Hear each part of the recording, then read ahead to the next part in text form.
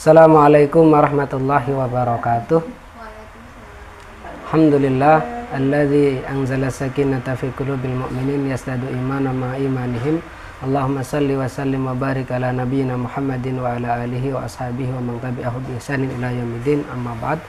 Alhamdulillah, kita panjatkan puji syukur atas segala karunia Allah Subhanahu wa taala.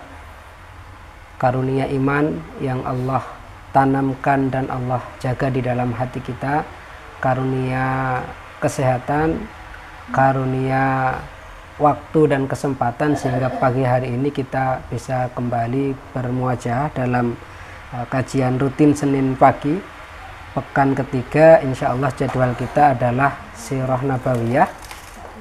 Kita memakai kitab Al-Urjuzah Al-Mi'iyah yang ditulis oleh Imam Ibnu Abil Is Al-Hanafi. Langsung saja mungkin kita mulai ya dengan membaca nazomnya mulai dari bait pertama. Bismillahirrahmanirrahim.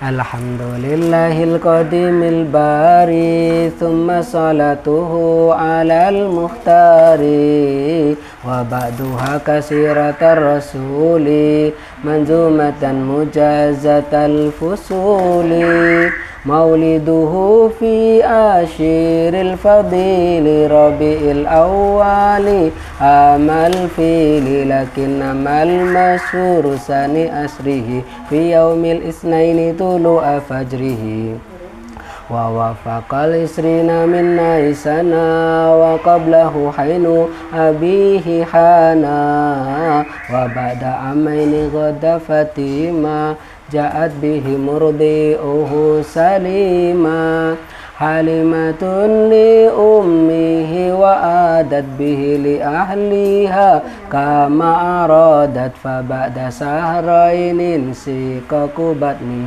wa qila ba'da arba'in min sinnihi, wa ba'da sittin ma'a syahrin ja'i, wafatu ummihi alal abwa'i, wajaduhu lil abi Abdul Muttalib, ba'da samanin mata min ghairi kadhib, summa Abu Talibil amuka fal khidmatahu, summa ila samira halbihi, wa dhaka ba'da amisni asar, wa kana min amri bahira mastahar, wa saranah wa sami asraful wara, fi ami khamsatin wa isrinat kura, li ummina khatijatin mutajira, wa ada fihi rabihan mustabsira, fakana fihi aqduhu alaiha, wa ba'dahu ifda'uhu ilaiha, wa walduhu minha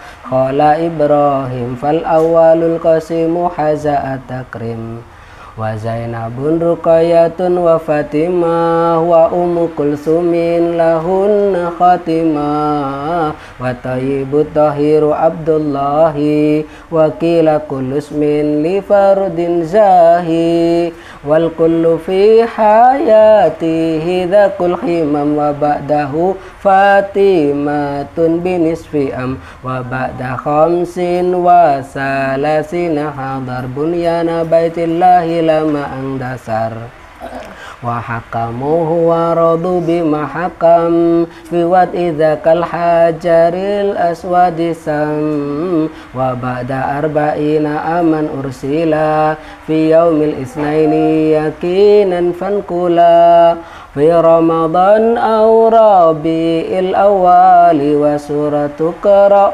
awalul munazzali, sumal wudu'a was salata allama Jibril wahya mukammat rak'atani mukammat, summa madat isruna yauman kamila, faramatil jinna nujumun haila, summa da'a fi arba'il a'wami, bil amri jahratan ilal islami, wa arba'un minan nisa wasna asar minar rijalis sahbi, kullu qad hajar ila biladil khubsi, fi khamisi am, wa fihi adu summa adu lamalam, salah satun hum wa samanuna rajul wa ma'ahum jama'atun hatta kamul wa hunna asrun wa samanin summa qad aslama fi sadisi Hamzatul Asad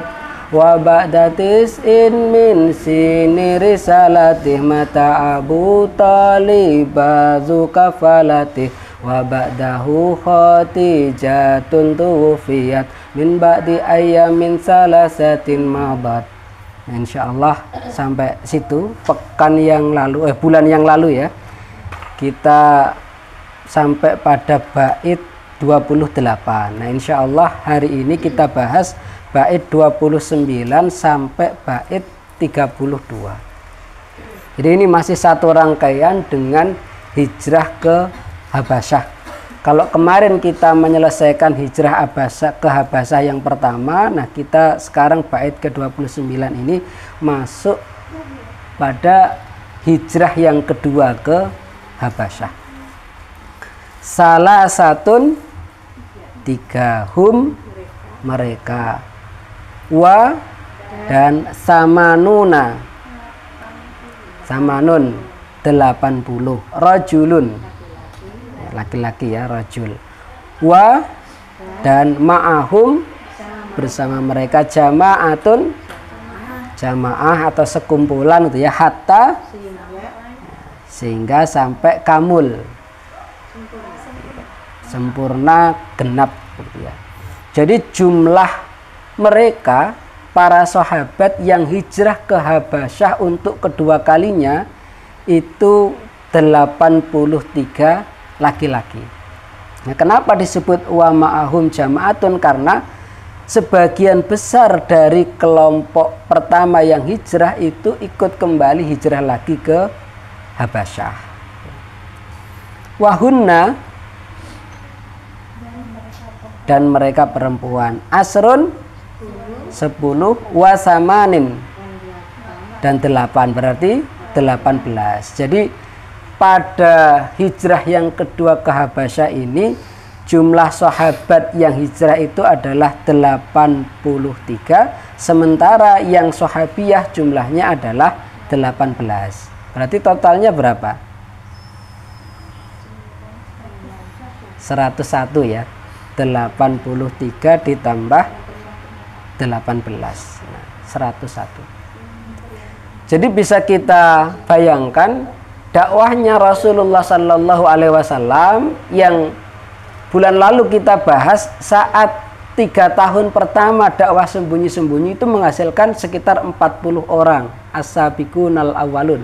Meskipun as-sabiqunal awwalun itu oleh sebagian ulama yang lain nanti dikategorikan yang 40 pertama itu as-sabiqunal awwalun yang paling pertama masuk Islam. Tapi ada juga as-sabiqunal awwalun yang sebelum hijrah. Ada juga as-sabiqunal awwalun dari kelompok Ansor. Jadi ada beberapa tingkatan gitu ya, as-sabiqunal awwalun. Tapi selama 3 tahun dakwah siriyah, dakwah sembunyi-sembunyi, dakwah rahasia, itu Rasulullah dan sahabat itu menghasilkan sekitar 40 orang as-sabiqunal awwalun. Nah, ini pada tahun ke-6 itu ketika hijrah kembali ke Habasyah, jumlah sahabat yang hijrah ke Habasyah saja sudah 101. Sehingga pada periode Makkiyah itu total jumlah sahabat itu ya lebih dari 100 yang pasti. Nah, apakah nyampe 200 atau enggak? Nah, itu nanti dihitung ketika hijrah ke Madinah. Nah, sebagian mengatakan enggak sampai 200. Sehingga yang hijrah ke Habasyah itu memang banyak, 101. Nah, selebihnya itu bertahan di Mekah menghadapi berbagai tribulasi, menghadapi berbagai siksaan yang dilancarkan oleh orang-orang kafir Quraisy. Jadi setelah mereka yang hijrah pertama ke Habasyah itu kan bulan Rajab, terus kembali ke Mekah bulan Syawal karena ada berita hoax bahwa Mekah itu sudah pada masuk Islam, ternyata belum gitu ya. Nah, mereka yang langsung kembali ke Habasyah hanya beberapa orang, selebihnya masuk ke Mekah sembunyi-sembunyi atau masuk ke Mekah dengan jaminan keamanan. Nah, setelah beberapa bulan di Mekah, tantangan yang dihadapi semakin berat.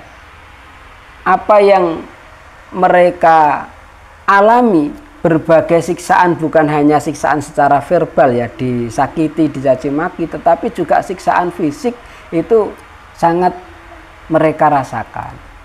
Sehingga Rasulullah Shallallahu Alaihi Wasallam memerintahkan mereka untuk kembali hijrah ke Habasyah. Terlebih ketika orang-orang kafir Quraisy itu datang kepada Abu Thalib, kemudian mengancam Abu Thalib untuk menghentikan dakwahnya Rasulullah Shallallahu Alaihi Wasallam. Kalau Abu Thalib tidak mau menghentikan, maka mereka akan mengambil tindakan yang tidak seperti sebelumnya, tindakan yang lebih keras.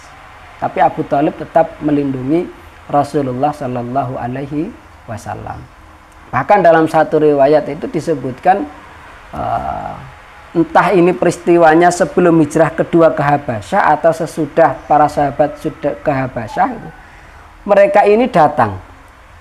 Yang pertama, setelah berbagai siksaan itu tidak mempan, mereka datang dengan seorang pemuda yang sangat tampan, namanya Amarah, mau diserahkan ke Abu Thalib. Wahai Abu Thalib, ini kalau engkau memang sayang kepada keponakanmu, kami bawakan seorang pemuda yang sangat tampan. Nah, engkau bisa mengambilnya sebagai anak angkat. Nah, Muhammad serahkan kepada kami. Apa kata Abu Thalib? Begitu buruk tawaran kalian, kalian membawakan anak kalian kepadaku untuk aku beri makan, sementara aku harus memberikan anakku kepada kalian untuk kalian bunuh. Jadi terang-terangan ditolak. Datang lagi setelah itu mengancam, kalau engkau tidak membiarkan kami, tidak menghentikan dakwahnya Rasulullah, maka kami yang akan menghentikannya dengan cara kami. Abu Thalib kemudian mengatakan kepada Rasulullah, wahai keponakanku, ini bagaimana orang-orang kafir Quraisy semakin gencar ini permusuhannya dan ancamannya semakin keras. Kata Abu Thalib, kata Rasulullah Sallallahu Alaihi Wasallam, wahai paman, seandainya mereka meletakkan matahari di tangan kananku dan bulan di tangan kiriku agar aku berhenti dari dakwah ini, niscaya aku tidak akan berhenti sampai Allah memenangkan dakwah ini atau aku binasa karenanya. Maka Abu Thalib mengatakan, wahai keponakanku, teruskan apa yang menjadi tugasmu, teruslah berdakwah dan aku tidak akan menyerahkanmu kepada mereka. Nah, dalam kondisi yang seperti itulah para sahabat ini hijrah ke Habasyah.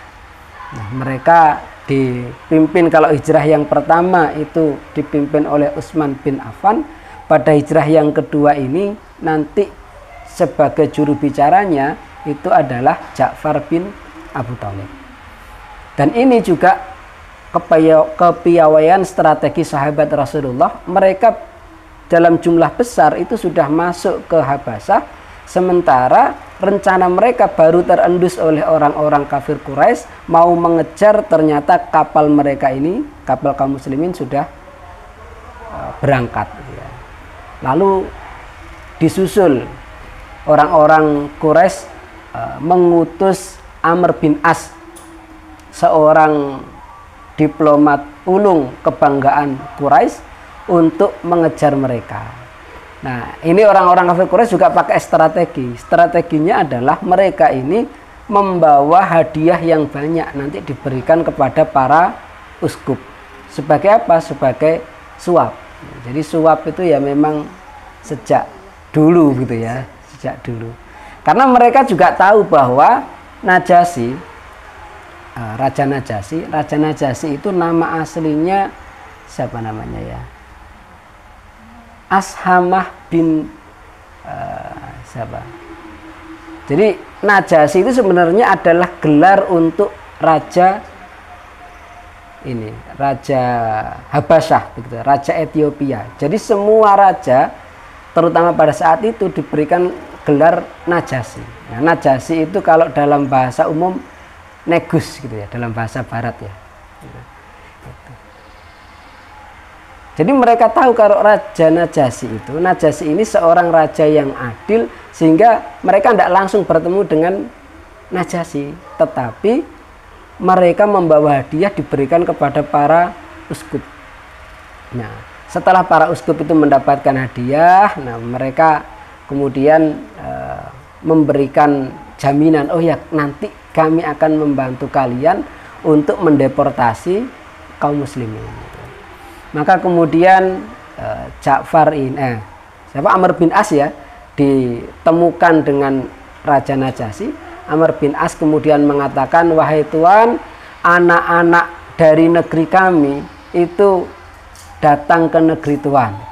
Mereka adalah orang-orang yang tersesatkan oleh agama baru, yang memecah belah persatuan, yang meninggalkan keluarga-keluarga mereka dan merusak tradisi di Mekah. Maka kami mohon kepada Tuan agar Tuan menyerahkan mereka kepada kami untuk kami kembalikan, untuk kami proses sebagaimana tradisi di negeri kami. Tapi mendengar itu, Raja Najasyi ini tidak langsung mengambil keputusan, karena beliau orang yang adil, orang yang bijaksana. Tapi dikonfrontasi dulu, dipanggillah kemudian para sahabat yang saat itu juru bicaranya adalah Ja'far bin Abu Thalib. Kemudian ditanya gitu ya, apa yang sebenarnya terjadi sehingga utusan Quraisy ini datang untuk menuntut agar aku mengembalikan kalian ke Mekah. Maka Ja'far kemudian mengatakan, wahai Tuan, kami dulu adalah orang-orang yang berada di atas agama jahiliyah. Kami menyembah berhala, kami membunuh anak perempuan hidup-hidup, kami saling bertikai, yang kaya menindas yang miskin, yang penguasa menindas rakyat jelata, memutuskan silaturahim, suka melakukan perang antar kabilah, hingga kemudian datanglah seorang nabi, seorang rasul yang memerintahkan kepada kami untuk menyambung silaturahim, menyantuni anak yatim, beribadah hanya kepada Allah. Nah, disebutkan ajaran-ajaran Islam. Lalu kemudian Raja Najasyi mengatakan, sesungguhnya agamamu dan agamaku berasal dari satu sumber yang sama. Maka gagallah usaha Amr bin As untuk meyakinkan Raja Najasyi mendeportasi mereka. Nah, setelah itu tidak langsung pulang, tapi mendekati lagi ke uskup. Ini gimana kok seperti ini? Nah, akhirnya mereka berembuk, nanti kita akan membongkar kelemahan kaum muslimin, apa yang mereka katakan tentang Isa, karena mereka berkata yang tidak-tidak tentang Isa gitu ya. Lalu keesokan harinya menghadap lagi kepada Raja Najasyi, wahai Tuan, orang-orang Mekah yang datang kepada Tuan itu mereka mengatakan hal-hal yang buruk tentang Isa gitu ya, tentang Isa Al-Masih. Lalu didatangkan lagi. Nah, kata Ja'far kemudian mengatakan, sesungguhnya Isa adalah Ruhullah dan kalimatnya yang diangkat menjadi Rasulnya gitu ya. Nah, itu sampai membuat Raja Najasyi mengambil sebatang tongkat gitu ya, kemudian digariskan ke lantai. Antara ajaran Nabi kalian dengan apa yang aku yakini, bedanya itu hanya seperti garis ini. Jadi bedanya itu sangat tipis. Maka gagallah Amr bin As pulang dengan tangan kosong. Padahal Amr bin As ini seorang diplomat yang luar biasa, gitu ya. Bahkan andalannya orang-orang Quraisy. Sehingga kaum muslimin yang ada di Habasyah itu mereka aman, bisa hidup dengan nyaman, bebas beribadah tanpa gangguan dan tanpa siksaan. Kira-kira bagus mana? Di Mekah mereka dapat siksaan dengan di Habasyah mereka nyaman tanpa gangguan. Bagus mana ibu? Ya, enak nyaman gitu ya, enak nyaman. Tapi yang menarik, selama mereka mendapatkan siksaan di Mekah, itu tidak ada satupun yang murtad. Tapi ketika di Habasyah, itu ada satu orang yang murtad. Namanya adalah Ubaidillah bin Jahaz. Ini suaminya Ummu Habibah binti Abu Sufyan. Jadi karena mereka nyaman, bebas, hidup dengan enak begitu ya. Ubaidillah bin Jahaz ini dia, kalau kaum muslimin yang lain mungkin ya pergaulannya dengan sama kaum muslimin, dengan orang-orang Nasrani ya seperlunya. Nah, Ubaidillah bin Jahaz ini enggak, lebih menikmati hidup di Habasyah, kemudian berinteraksi dengan orang-orang Nasrani, merasa bahwa ternyata Nasrani ini enak gitu ya. Akhirnya dia murtad. Jadi kadang-kadang sesuatu yang tidak kita sukai itu justru kondisi yang lebih baik gitu ya. Makanya kalau di surah Al-Baqarah itu ada wa asa an takrahu syai'an wa huwa khairul lakum wa asa an tuhibbu syai'an wa huwa syarrul lakum. Dan boleh jadi kamu membenci sesuatu padahal ia amat baik bagimu, dan boleh jadi engkau menyukai sesuatu padahal ia amat buruk bagimu. Ya mayoritas sahabat ya selamat, ya hanya satu kasus ini aja, Ubaidillah bin Jahaz. Tapi ini kemudian menjadi duka yang mendalam bagi Ummu Habibah. Kenapa? Ummu Habibah ini kan anaknya Abu Sufyan. Dia seorang bangsawan yang di Mekah itu sudah meninggalkan segalanya karena masuk Islam, kemudian menghadapi siksaan, lalu hijrah ke Habasyah. Hijrah ke Habasyah itu kan jauh dari tanah air, itu pasti juga korban perasaan juga gitu ya. Meninggalkan kebangsawanannya, meninggalkan glamornya hidup di Mekah, lalu bersama suaminya di negeri yang jauh, ternyata suaminya murtad. Dan dalam hukum Islam kalau suaminya murtad, otomatis pernikahannya tidak sah. Jadi terhukumi cerai. Sehingga akhirnya sendirian Ummu Habibah ini di Habasyah. Jadi ya duka di atas duka gitu ya. Tapi kemudian Allah Subhanahu wa taala memberikan pertolongan. Rasulullah Shallallahu alaihi wasallam yang mendengar kabar itu, kemudian beliau mengirim utusan untuk melamar Ummu Habibah. Sehingga Ummu Habibah itu menjadi istri Rasulullah Shallallahu alaihi wasallam. Tetapi terpisah jarak, nanti setelah 7 tahun baru bertemu. Nah, di sini nanti ada hukum fikih begitu ya. Ada hukum fikih yang secara umum 4 mazhab itu mengatakan boleh suami istri itu terpisah jarak bahkan dalam waktu yang lama asalkan saling ridho. Karena ketika terpisah jarak itu kan otomatis sebagian nafkah itu tidak bisa ditunaikan. Tetapi itu tidak membatalkan pernikahan jika saling ridho. Nah, bagaimana kalau istrinya tidak ridho? Nah, kalau menurut mazhab Maliki, ada waktu 4 tahun ketika seorang suami itu menghilang misalnya. Ini kasusnya menghilang, jadi menghilang, nggak ada kabar gitu ya. Ada waktu 4 tahun bagi seorang istri. Ketika sudah 4 tahun maka dia mengadukan kepada qadhi atau kepada hakim, dan nanti hakim yang akan memutuskan apakah cerai atau masih lanjut pernikahannya.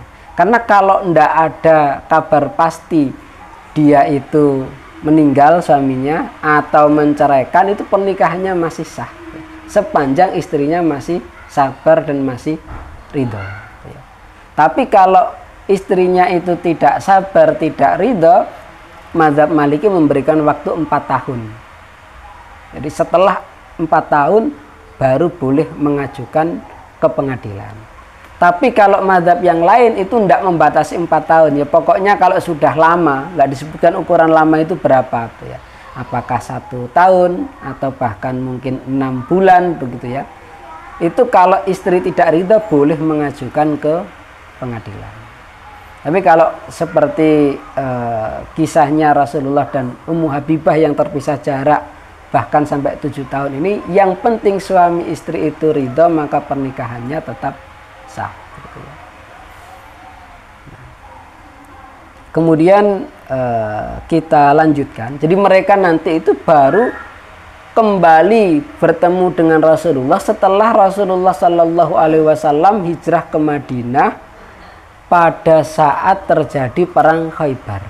Sehingga ketika muhajirin dari Habasah ini datang ke Madinah, Rasulullah bersabda, aku tidak tahu mana yang lebih aku sukai, apakah kemenangan di Khaybar atau kedatangan Ja'far bin Abu Thalib dan para muhajirin dari Habasyah. Ini para sahabat yang hijrah ke Habasyah. Summa, kemudian ya, summa qad ini telah atau ya setelah itu. Aslama, masuk Islam. Fi, pada asadisi,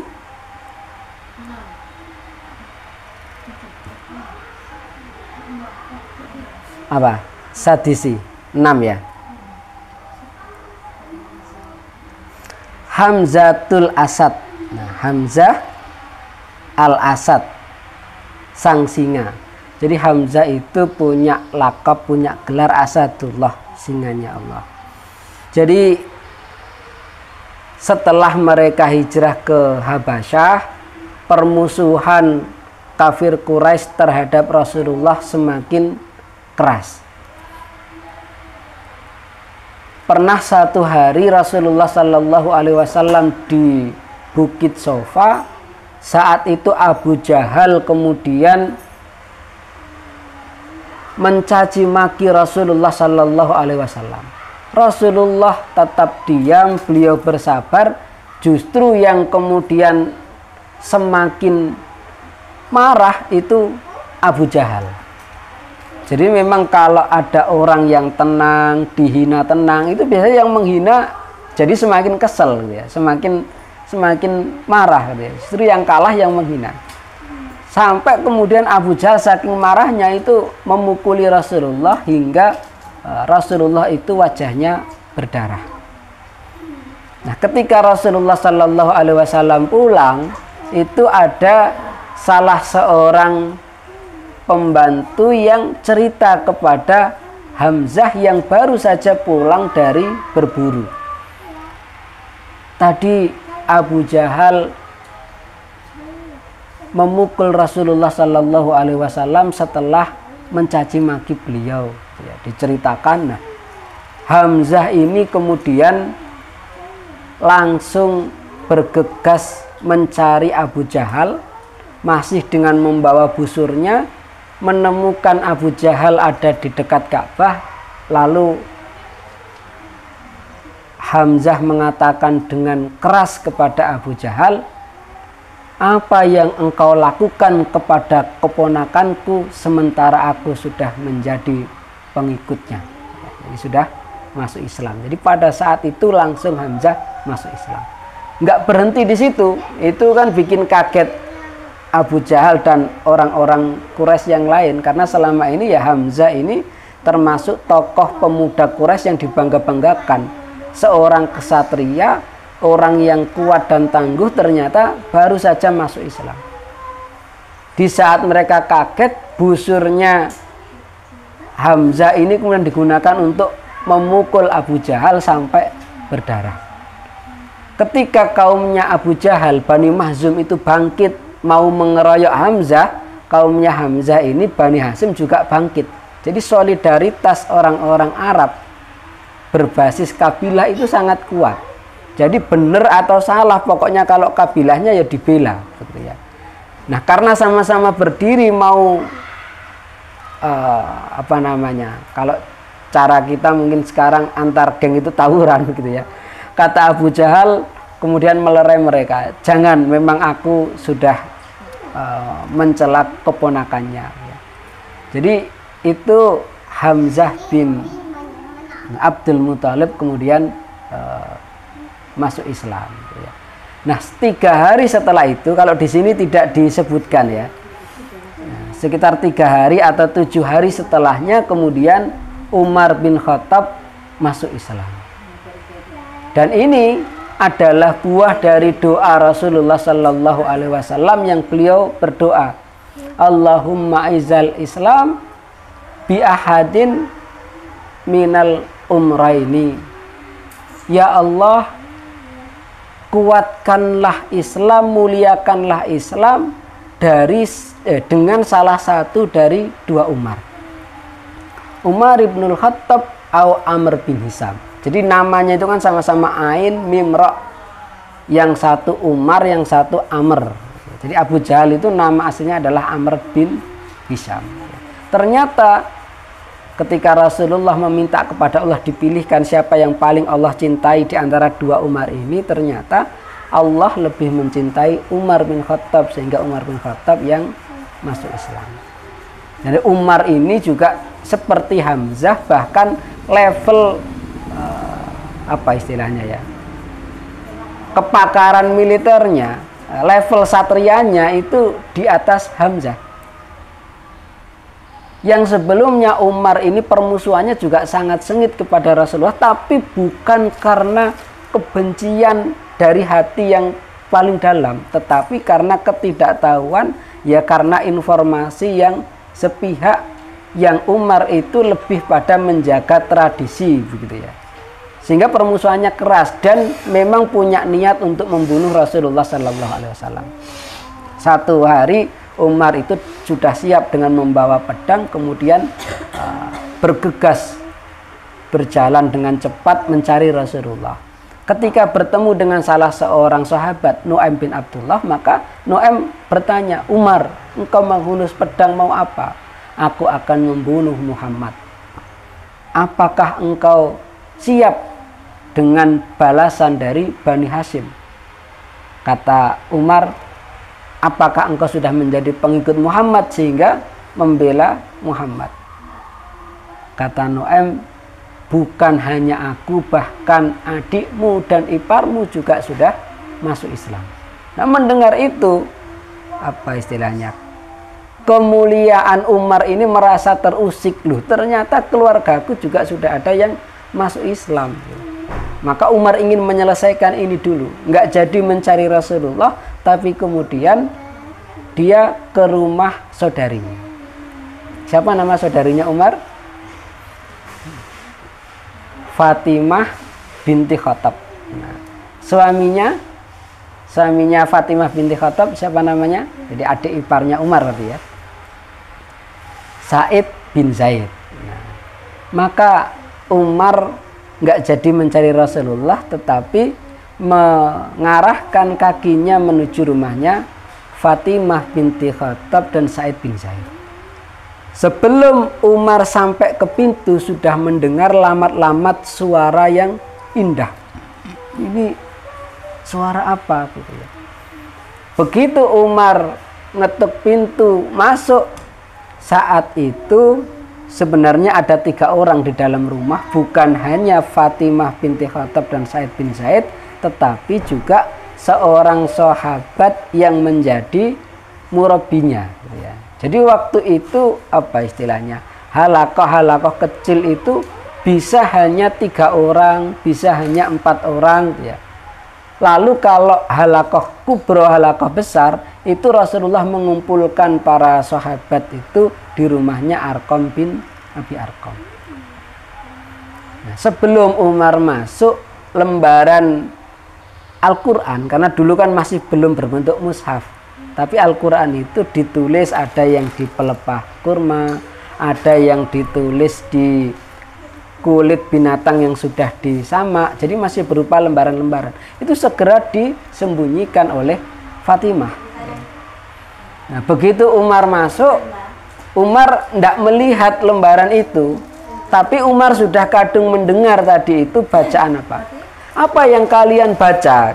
Kata mereka, kami membaca apa? Kami itu ngobrol-ngobrol. Enggak, tadi saya sudah mendengar ada sesuatu yang kalian baca.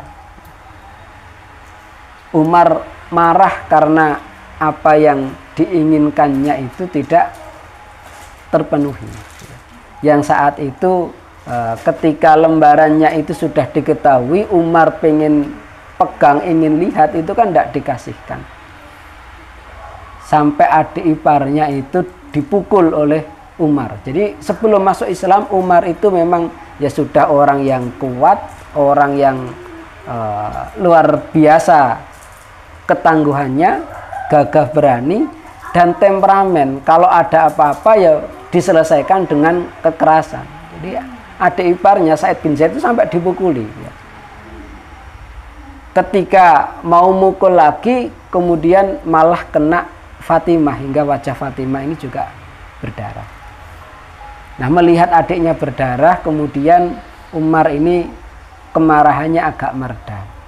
Kata Fatimah, ini adalah Al-Quran yang suci, sedangkan engkau itu najis. Kalau engkau mau membacanya, maka mandilah dulu. Nah, Umar kemudian mandi. Setelah mandi, baru kemudian memegang lembaran yang di situ adalah surat Toha ya, yang sedang dikaji.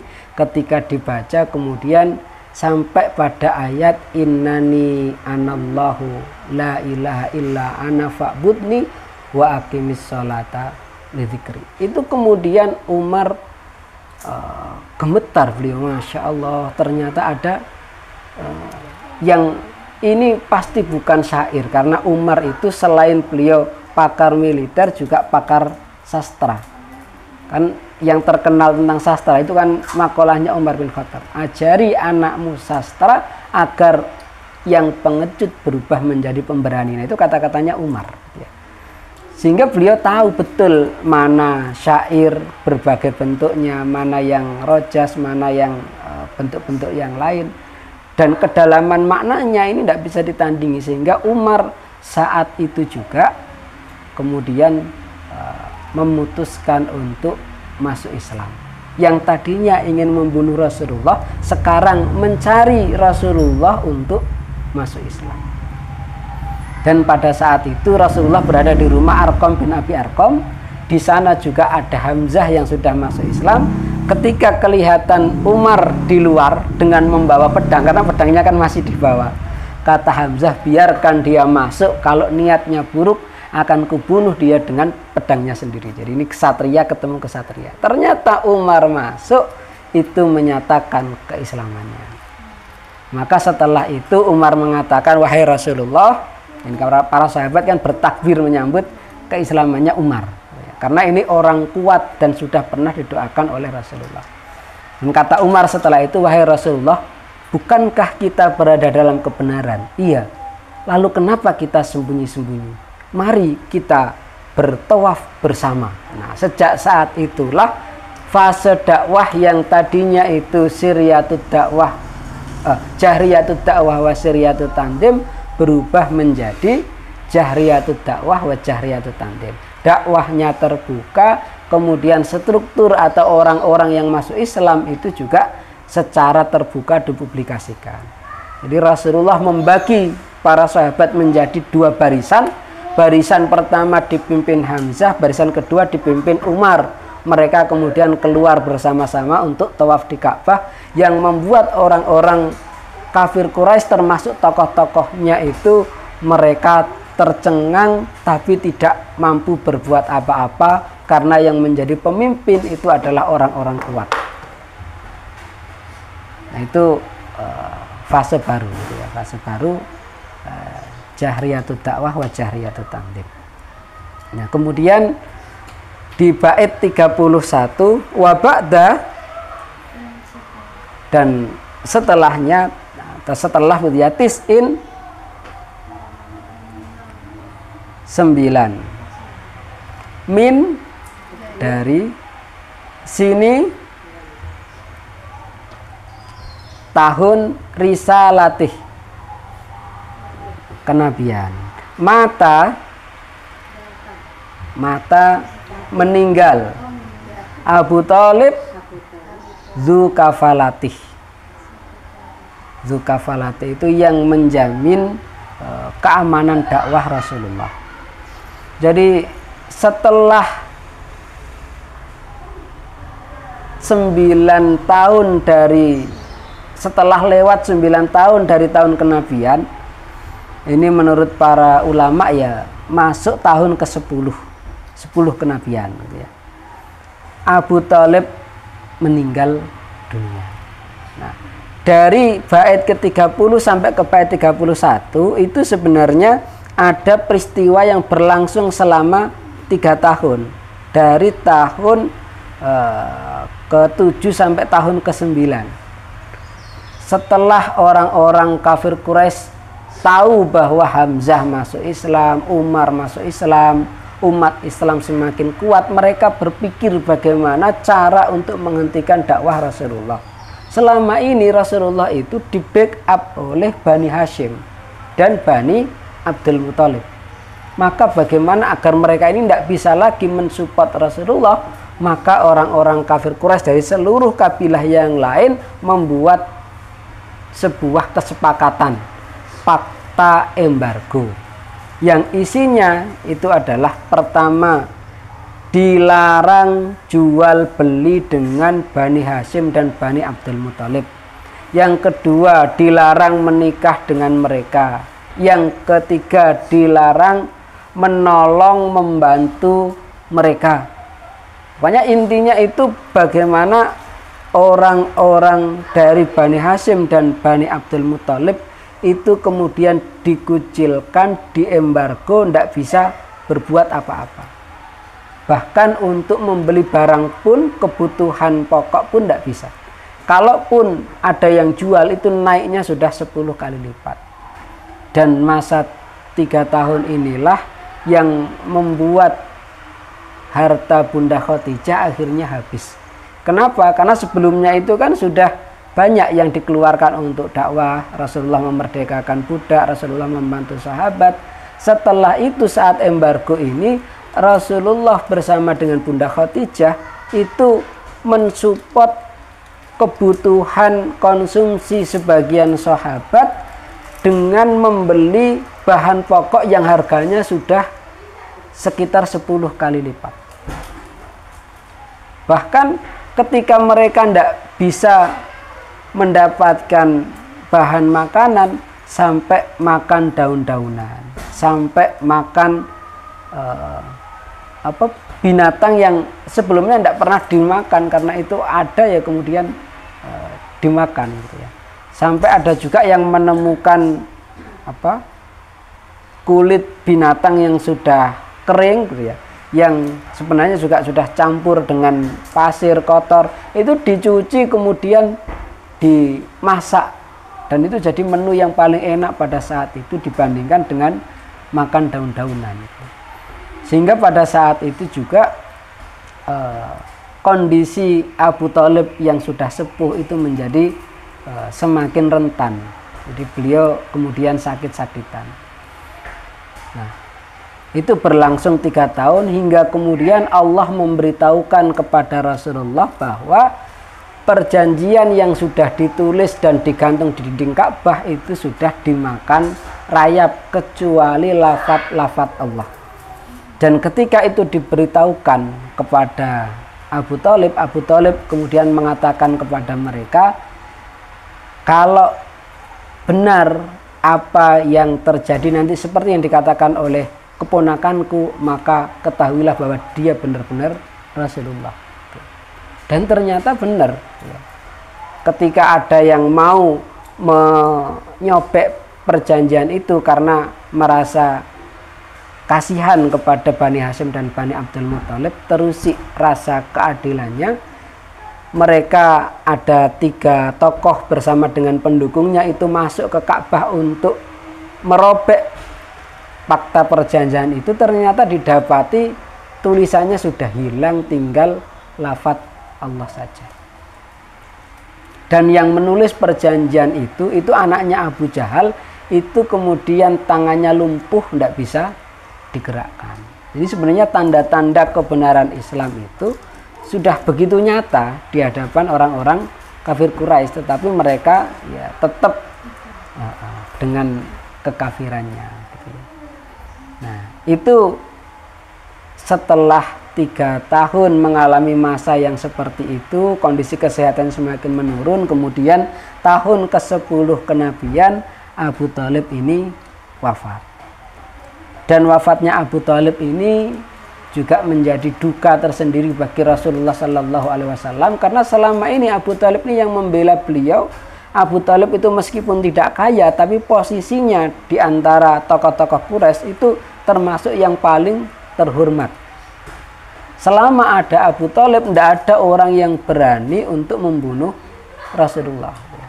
Nah, yang menjadikan Rasulullah lebih sedih itu karena saat Abu Thalib sakaratul maut, Rasulullah itu mengajak kepada Abu Thalib, wahai paman, ucapkan la ilaha illallah, itu akan menjadi hujahku nanti untuk memberikan syafaat kepadamu.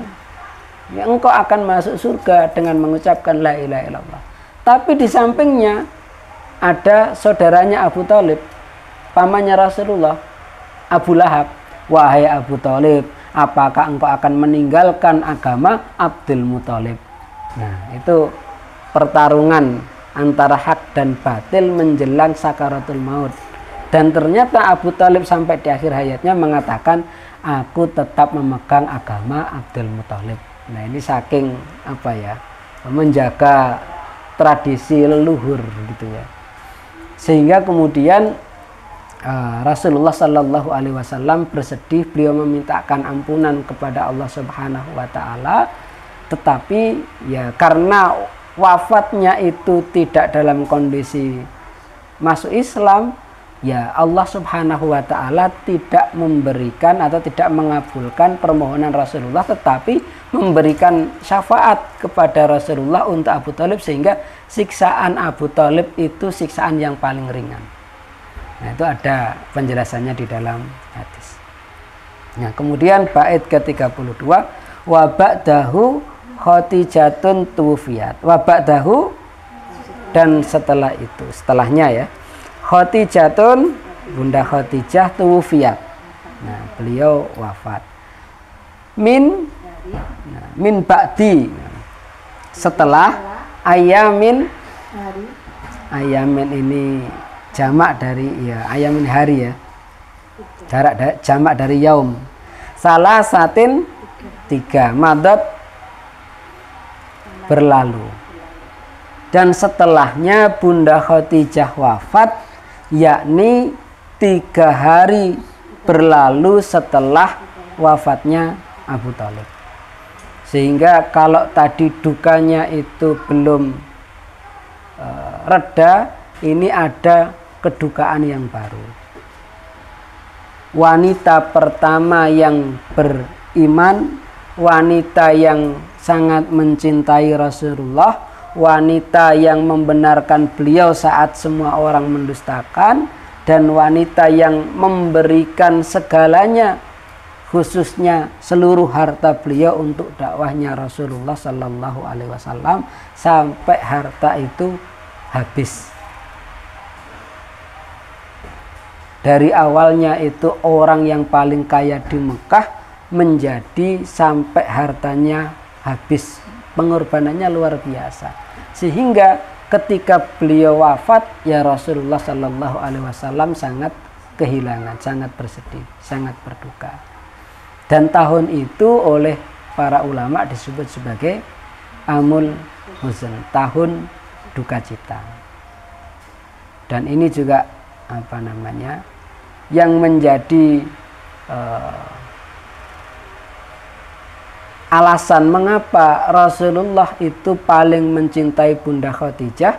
Bahkan setelah lama Bunda Khadijah wafat, itu tetap Bunda Khadijah yang paling dicintai oleh Rasulullah, sampai membuat Bunda Aisyah itu cemburu. Jadi Bunda Aisyah itu paling cemburu itu justru kepada Bunda Khadijah, padahal Bunda Khadijah itu sudah tidak ada. Saking besarnya cinta Rasulullah Sallallahu Alaihi Wasallam kepada Bunda Khadijah. Dan sebagian ulama itu menjelaskan Rasulullah Sallallahu Alaihi Wasallam itu kalau tidak diperintah oleh Allah Subhanahu wa Ta'ala, itu Rasulullah Sallallahu Alaihi Wasallam hanya menikah dengan Bunda Khadijah. Nah, bagaimana dengan yang tadi Ummu Habibah? Nah, itu sebagian ulama mengatakan pernikahannya itu ya setelah wafatnya Bunda Khadijah. Karena ulama-ulama yang lain itu menyebutkan bahwa Rasulullah itu tidak mempoligami istri pertama, yakni Bunda Khadijah. Baru setelah Bunda Khadijah wafat, dan itu pun dengan petunjuk dan perintah dari Allah Subhanahu wa Ta'ala, baru beliau menikah dengan yang lain. Atau kalaupun ada pendapat yang mengatakan sebelum Bunda Khadijah wafat, tapi itu kan pernikahan yang tidak pernah bertemu gitu ya, sampai 7 tahun berikutnya baru bertemu. Dan kita bisa melihat kalau hitung-hitungan perang Khaybar itu tahun berapa Hijriah? Nah, 7 tahun itu berarti ya setelah wafatnya Bunda Khadijah gitu ya. Sehingga benar pendapatnya ulama yang mengatakan bahwa Rasulullah itu tidak pernah menduakan istri pertama. Dan nanti ini juga dilakukan oleh Ali bin Abi Thalib, kemudian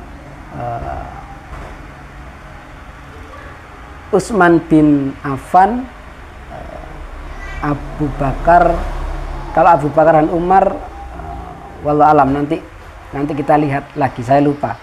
Yang pasti minimal 3 orang dari 5 laki-laki terbaik atau 4 orang dari 5 laki-laki terbaik itu tidak menduakan istri pertama.